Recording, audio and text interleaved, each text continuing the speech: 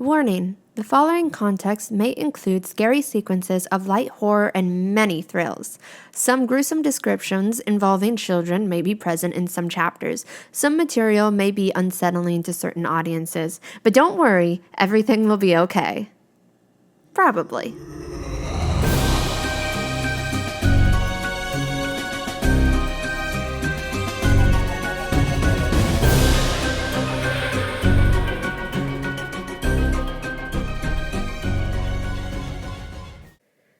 Chapter 28. Time Warp. Martha's Perspective. The next morning comes, and Kiri and I struggle to wake up.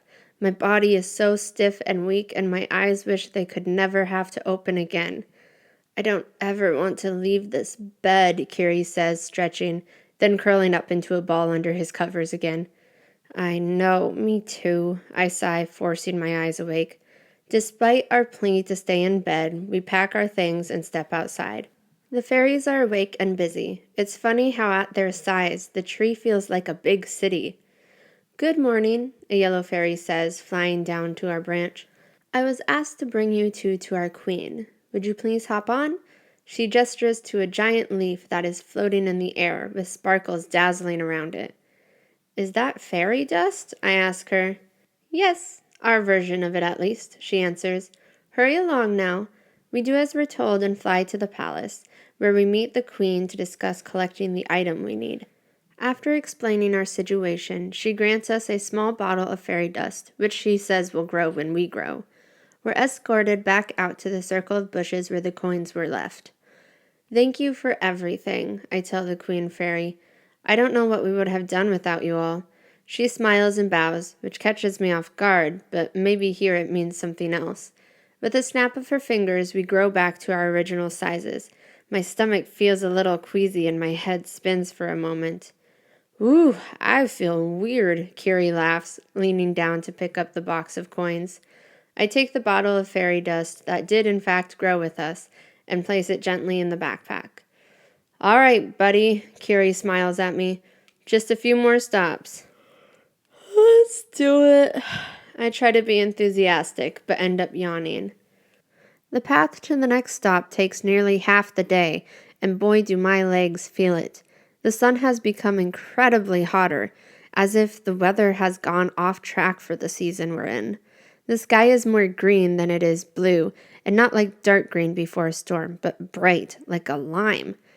Is it normal for the maze to feel this hot suddenly? For the temperature to fluctuate so much? I ask Kiri, who is nearly panting at this point. Nope, this is really weird, he says, wiping the sweat from his brow.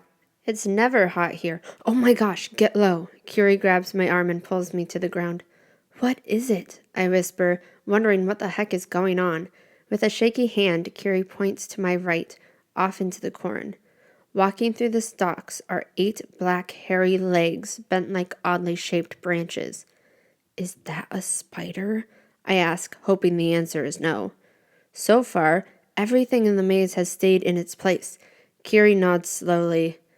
I don't know how it's out here. He looks from side to side, checking for more. They can't leave the spider forest. Apparently now they can. I try to keep my squirminess to myself. We wait a couple minutes until the giant spider walked far enough to where it shouldn't be able to hear us. What could this mean? I ask Kiri in a panic, pacing because what does this mean? Kiri doesn't say anything. His face looks like mine when I first entered this place, terrified. The visions of giant spiders, zombies, and ghosts haunting my town streets race through my mind. Oh my gosh, Kiri, I say, throwing my hands in the air. The vision! The secret I have. He looks at me, still puzzled by what we just encountered. The creatures here invaded my world, destroying it all. I think the maze is crashing. Or preparing? Lydia can feel you guys breaking the curse. His eyes grow wider as he finishes his thought. And maybe she wants to stop you? Or maybe she wants to use you. I freeze as it all hits at once. Are we escaping this curse or opening a portal? Tori's perspective. Landing on the cave floor, covered in purple jewels, I run to Danny. "There are zombies in the tunnel," I tell him. He looks up in horror. "Dixie!" he yells. "Connor!" "Sammy!" We hear Connor call out, then watch as Dixie's body goes flying off the cliff, then caught by Sammy. Roughly 5 feet from the bottom, Sammy drops her and zooms back to the top. Cries and groans and other gargling noises fill the tunnel and cave. Danny and I run to Dixie, whose face is covered in tears, frantically fighting us off when we help her. "Dixie, stop," Danny says, trying to get her to calm down. "No!" she screams. "Connor, no!" She jumps, reaching in the air as if trying to get back up to the cliff. "Sammy's got him," I try to reassure her. "It was too late," she cries, falling to her knees. Freezing where I stand, everything stops. My body is empty, and my heart is still. We can't lose Connor. We can't lose anyone. "Let's go!" Danny yanks my arm and pulls Dixie to her feet.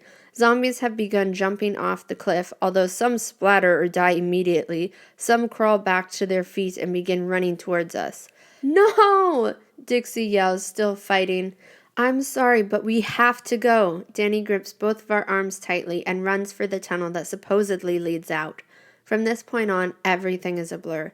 Cries, screams, yelling, and growls all blend together into one chaotic noise that eventually becomes silence. My feet are moving, but my mind isn't telling me where to go. My eyes see what's in front of me, but processes nothing. Danny's and Dixie's faces come in and out of focus. My head is empty, but my heart is cold, heavy, and sinking deeper and deeper into the all too familiar feeling of loss. Martha's perspective. The next location is a perfectly circular pond, completely clear with nothing but the softest lush grass surrounding it. Right outside the grassy section is a stone with words that read, "Proceed with caution." That's comforting. And in smaller words beneath it, "Please wipe feet before entering." "What am I collecting here?" I ask Carrie, who's already looking at the paper.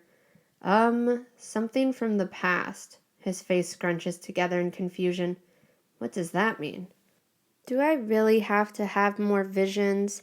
I sigh because my brain is feeling very heavy with how much it's carrying. "I already have a look into Lydia's ideal future. Guess I get a look into her past." I fake laugh. "How exciting." I grit my teeth and slip off my boots, wipe my feet on the squishy grass mat thing, and walk to the water. A small silver stone sits next to the shoreline. "Enter the water for something you once had," is written on it. Something I once had. Now I'm really confused. "It says I need to enter the water," I tell Kiri, who is standing just outside the grassy circle, looking out for us. He gives me a thumbs up and a nervous smile. One soft step at a time, I get deep enough into the water to where my head is all that is sticking out. I wait, prepared, but nothing happens. "So, how's your bath?" Kiri asks. "Found anything yet?" "Nothing is happening," I answer. "Do you need to go under the water?" he suggests. "Maybe." I take a deep breath and dip my head until all of me is under the water. Flashes of gold, blue, and pink swirl around me. Suddenly, I'm not swimming, I'm floating, but being transported to another world. Or time? I'm not sure, but I'm going somewhere. With many twists and turns, I am placed in a small brown room. It has race cars and Air Force and aircraft stuff framed on the walls with an army cap sitting on an old dresser. I know this room. It's Danny's. Only many years ago. "Good night, Mama," I hear a voice say in the hall. "Sweet dreams." And I know exactly who that is. 8th grade Danny, just a few months after his dad died. The door opens and I duck behind the dresser, although I'm not sure he can see me. Walking to his nightstand, he sets his alarm clock to 5 a.m., picks up a pen and writes "Mama's doctor's appointment" on the coming Tuesday. Looking at his calendar, I see now that he has Tori's swim lessons, Billy's art show, and all of Mama's doctor's appointments, work shifts, and even days he needs to pick up groceries after school. He looks up at the army tag that hangs just above his bed, gives it a firm nod, then wipes a tear. "Good night, Daddy. Sweet dreams to you too," he whispers. Don't you worry. I'm taking care of them, just like you taught me to. My heart aches. I knew he helped out with his family a lot, but dang, that's so much to handle for anyone, especially a kid. I have a newfound respect for Danny, one I didn't know could exist.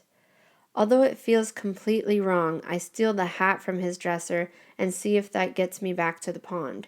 My body is lifted and surrounded by sparkling rainbow swirls again. Perfect. That wasn't too hard. But I thought too soon, because all those stupid sparkles did was drop me back off into another scene. This one I know right away. Dixie's yard.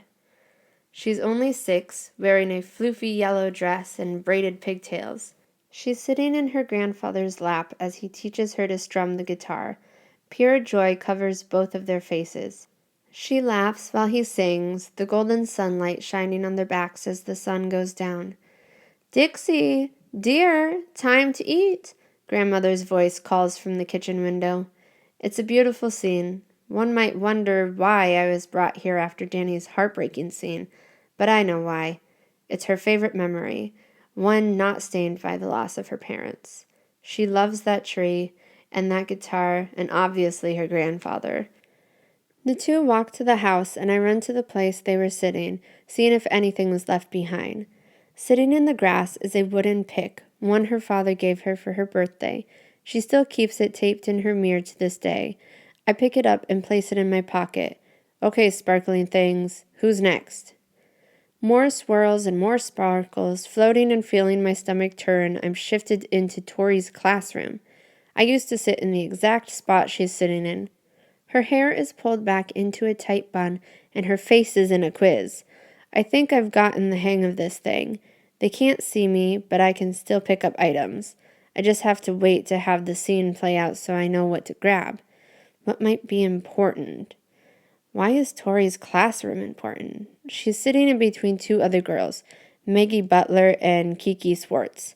The 2 girls snicker and whisper, but I can't hear what they're saying, so I walk closer and lean in, careful not to disturb anything. I bet she will fail this test too, Maggie giggles to Kiki, obviously intending for Tori to hear. Did Tori struggle in school, or are they just making stuff up? She can't read. What a loser, Kiki whispers back. I look to Mrs. Robbins, but she's nose deep in an old book. Tori focuses hard on the paper in front of her, but her pencil is shaking in her hand. Look at her, she's so nervous, Kiki giggles. It's sad, really, Maggie comments. But I guess someone had to be the dud in the family, and since Danny and Billy are smart, I guess she had to fill the spot. My head fumes with anger. I had to beat these 2 when I get back home. Suddenly, a strange sound fills the air. It's a voice. It's Tori's inner dialogue? Could these 2 just be nice? Would it kill them? It's not my fault if the words get all mixed up, she thinks to herself. Danny is helping me and I'm getting better. I just don't understand it sometimes. But am I the dud of the family? Am I a loser? All I want to do is give her a big hug and tell her she's so smart and it's okay to struggle. And those girls are just bullies. The bell rings and the class leaves, setting their tests on Mrs. Robbins' desk. All the seats are empty, all except one. Tori stays in her seat, gripping her pencil tightly. I look and see she only completed half the questions. Barely lifting her head, she chokes back her tears. Could I have just 10 more minutes? She whispers, wiping her eyes. I promise it won't take long. Mrs. Robbins comes and sits in the seat next to her. Tori, this is the 3rd time. I can't give you more time. It'd be unfair to the other kids. She rubs Tori's back. Danny is helping you, is he not? We'll get you there. Just keep working. Tori looks at her uncompleted paper, writes her name on the top, then hands it to Mrs. Robbins. Why doesn't she tell her about the bullies? They should get in trouble. This isn't right. At this point, I'm absolutely furious. Also, I feel so bad that she didn't reach out to me for help. Everyone knows I love school. I hope she doesn't feel embarrassed with me. Tori and Mrs. Robbins pack up their belongings and leave the room, closing the door behind them. Searching the room for something to collect, I lift up Tori's desktop, which brings back memories from my middle school years. Pencils, extra paper, and some rubber bands are mixed up in her little drawer. Moving the items around, I find a small notepad paper with a note. "You're the best sister. Love, Billy." Perfect. I take that and stick it in my bag. A funny thought pops into my head. Have I been underwater this whole time? Am I currently drowning? Whatever, I just need to get back. One more person to go. The next scene is a cold room with 4 dark blue walls accompanied by framed quotes from old-timey books. Ones I know only I've read, or I thought I was the only one who read those kind of books. A perfectly color-coordinated bookshelf sits in the right corner beside the lightly shaded window. A quiet, bundled-up Connor is curled up in the window book nook sitting place. His house is old, creaky, and wooden.